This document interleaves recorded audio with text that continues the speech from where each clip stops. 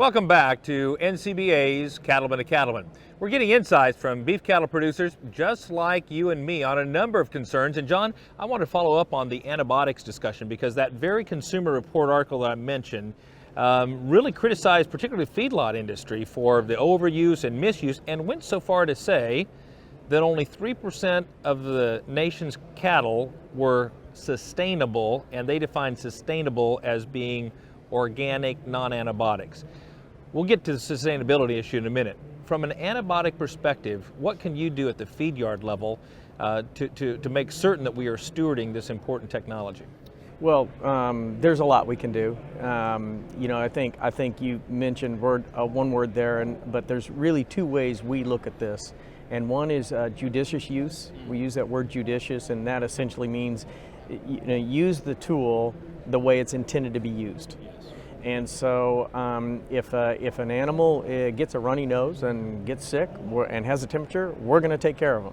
And we're going to use the best, most efficient tool that we've got. And so I think there is improvement on my segment side in terms of judicious use, and we will work very closely with the veterinarian community to make sure that we are doing that. The other part of it is stewardship. And the way that I look at that, the way we look at that is how can we reduce? How can we do more with less? And specifically where antibiotics are concerned. And there's really a lot of optimism on that side. We have done some work with alternatives, for example. So we're looking at products that are made from yeast, or products that are direct-fed microbials, and those types of things, which will have the same sort of effect, in fact, a better effect on the animal's gut, right? And so we don't lose anything in terms of efficiency and performance. The animal feels fine, so on and so forth. So there are a lot of work that we can do to actually reduce along this line of stewardship the volume of antibiotics that we use, and really in a way that makes us more efficient and is being more sensitive to the consumer needs. So Clint, a lot of times the amount of antibiotics John uses is directly proportional to what happens back on the ranch. What's your perspective? Absolutely, Kevin.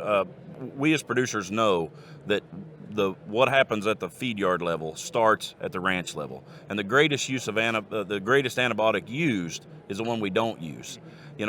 Our job as producers and our passion as producers is the care of our cattle. That's why we're all beef producers.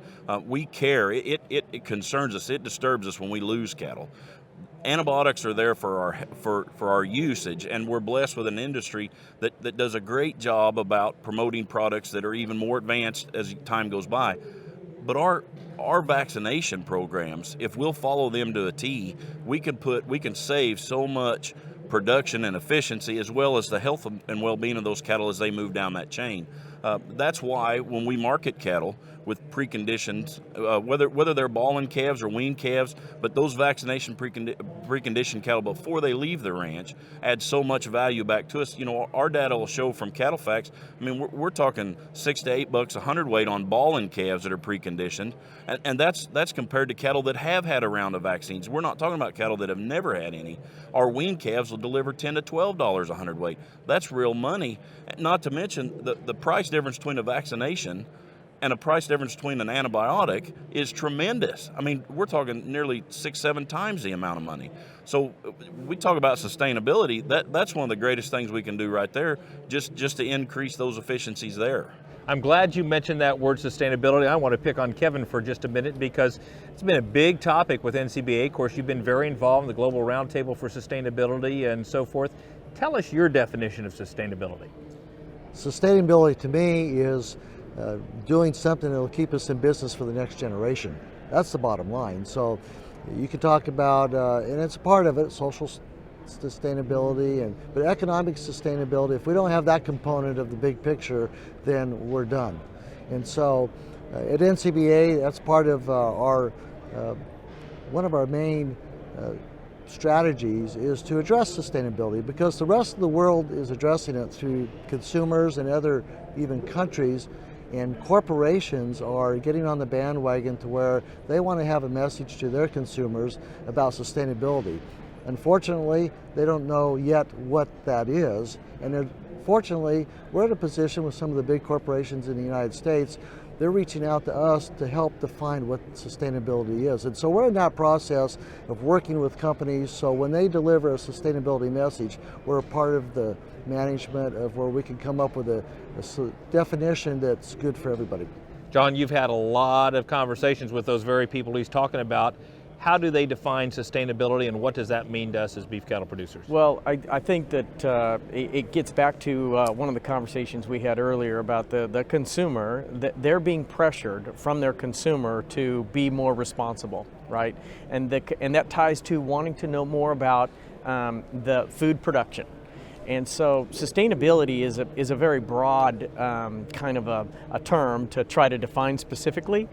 But at the end of the day, I think NCBA and the United States Roundtable for Sustainable Beef, we're working on identifying ways that we can benchmark our good practices we're doing today, whether it be how we use water, whether it be our carbon footprint, how we take care of our animals. All of those things fit into the definition of sustainability, and what we probably haven't done well enough is benchmarking that and measuring it, and so we can show improvement over time. That's what it comes down to. So I think from my perspective, when I got engaged in it, there's sort of a fear factor.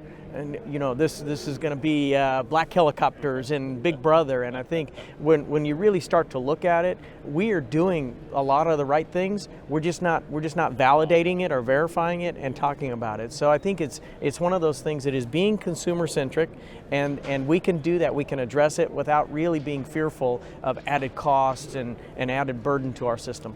That's an important topic as we move ahead, because it's not going away for sure. Great responses from all of you. Thanks so much for joining us. Now, let me say that we're all stronger together than we are alone. Consider becoming a member of the National Cattlemen's Beef Association to unite with others who share your values and want to protect the way of life in cattle country. To join NCBA, go to the website beefusa.org, or you can call 1-866-USA Beef.